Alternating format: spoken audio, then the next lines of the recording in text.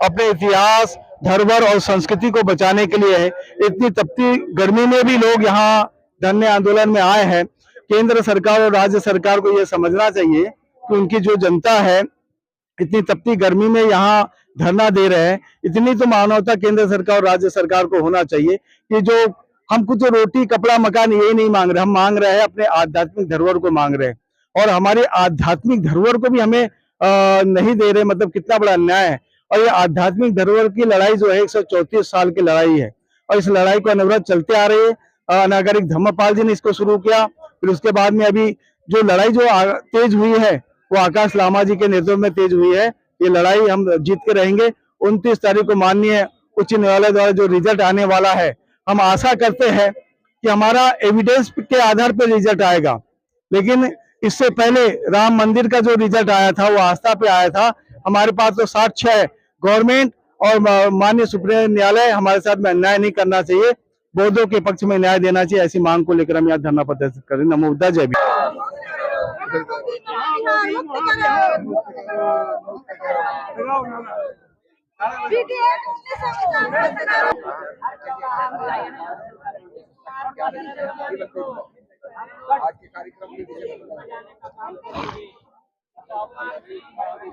आज का कार्यक्रम ये राष्ट्रव्यापी जो धरना आंदोलन है, और ये तो सबको विदित है ही कि महाबोधि महाविहार बुद्ध गया में जो अवैध तरीके से जो कब्जा किए हुए हैं, ये उसके लिए लड़ाई है। और ये बहुत ही शांति प्रिय तरीके से ये आंदोलन चल रहा है और इस आंदोलन की आवाज पूरी दुनिया तक पहुंच चुकी है। जो बुद्धिस्ट जो लोग हैं वो उनको इसके बारे में जो जानकारी हो रही है, इसकी आवाज विश्व स्तर पर पहुंच चुकी है। समस्या एक बात की है कि जो रूढ़िता है, कुछ जो समाज उसमें से फंसा हुआ है, उसको भी धीरे धीरे ये जानकारी हो रही है।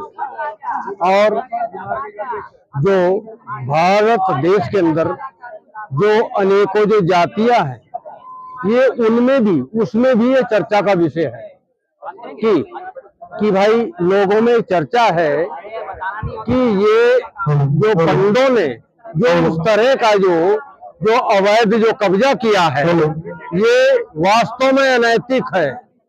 ये अनैतिक है क्योंकि भगवान बुद्ध का जो धर्म है वो सदाचार का धर्म है।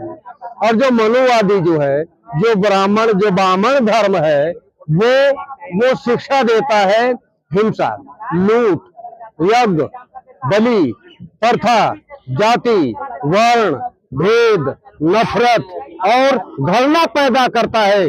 समाज को जाति में बांटता है, जाति में बांटने का काम करता है। अपने आप को सर्वोच्च बनाए रखने के लिए ये समाज को तोड़फोड़ करता है, ये जाति निर्माण करता है, ये जाति मानव को मानव सेवा करने की शिक्षा देता है ब्राह्मण धर्म जो है।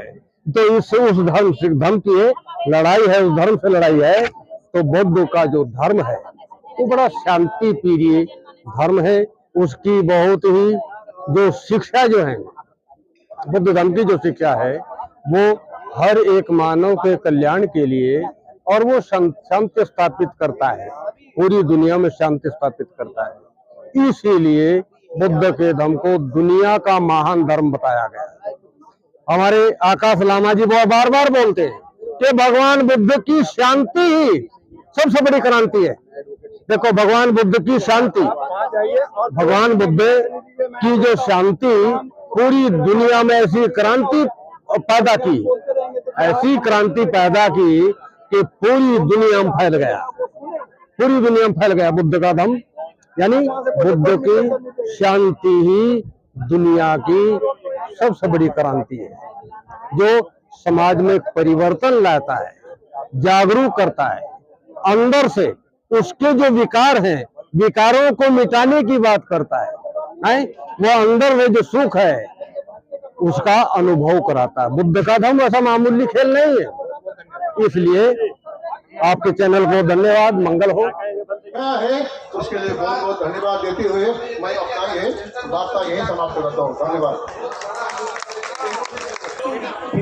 उपासक उपासिकाएं बोल रहे हैं उठने के सभी लिए। संगठन के लोग यहाँ पर मौजूद हैं। हम चाहेंगे कि एक बार खड़े भी हो जाइए, जिससे बैठक में उठक हो जाती है, एक्सरसाइज भी हो जाएगी। तो जोरदार एक बार नारा लगाएंगे,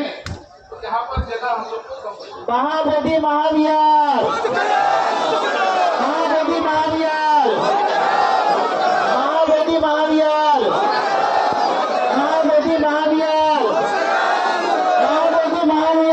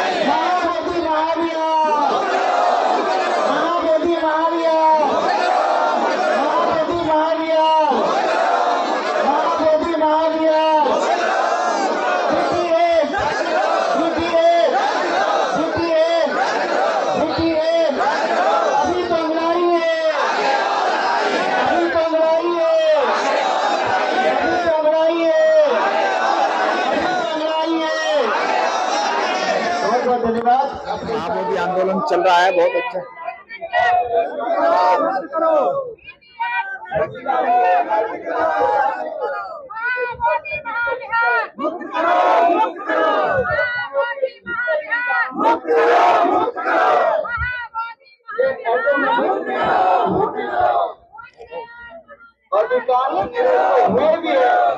लेकिन 64 दिन हुए हैं। साथियों, नमो बुद्धाय, जय भीम। मेरे साथ आज जंतर मंतर पर जो विरोध प्रदर्शन चल रहा है,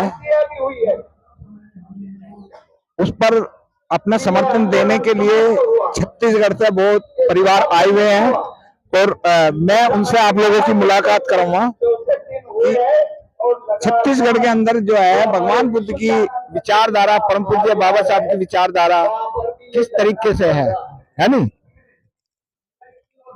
एक मिनट इधर देखते रहना। जय भीम। जय भीम। क्या नाम है आपका? कन्हैयालाल खुबरागढ़े। अच्छा, कहाँ से रहने वाले हो आप? छत्तीसगढ़ के राजनांदगांव जिले के रहने वाले हैं और हम लोग यहाँ पर महाबोधि महाविहार मुक्त करने के लिए दिल्ली के इस राष्ट्रीय आंदोलन में 60 लोगों की टोली आई हुई हमारे बौद्धों की, और ये पूज्य भदंत धम्मपद जी जो हमारे बौद्ध भिक्षु हैं उनके नेतृत्व में आई हुई है। और आपका नाम क्या है? मैं कांति कुमार फुले हूँ। मैं भी राजनांदगांव से आया हूँ, छत्तीसगढ़। आप क्या काम करते हैं? आपकी सर्विस वगैरह करते हैं? नहीं, मेरा जॉब है और मैं बौद्ध कल्याण समिति राजनांदगांव जिले का जिला अध्यक्ष हूँ। मुझे कुछ जानकारी ये लेनी है कि जिस तरीके से उत्तर प्रदेश भगवान बुद्ध बाबा साहब का पश्चिम उत्तर प्रदेश हमारा जागृत है, या दिल्ली जागृत है, या आपके जो है हरियाणा जागृत है, तो छत्तीसगढ़ में क्या स्थिति है समाज की हमारी? छत्तीसगढ़ जो है, आज जिस छत्तीसगढ़ को छत्तीसगढ़ कहा जा रहा है वो असल में भगवान बुद्ध के समय में दक्षिण महाकौशल के नाम से उसको जाना जाता था। और दक्षिण कौशल का क्षेत्र बहुत बड़ा विस्तृत क्षेत्र है, जहाँ पर महानदी के तट पर श्रीपुर करके एक बौद्ध तीर्थ है जो आज खंडरों में तब्दील हो गया है। वहाँ बहुत बड़ा विश्वविद्यालय था और आज भी बड़ी बड़ी प्रतिमाएं बुद्ध की और बुद्ध विहार उत्खनन में निकले हैं। छत्तीसगढ़ की धरती भी चप्पा चप्पा बौद्ध धर्म से ओत-प्रोत है।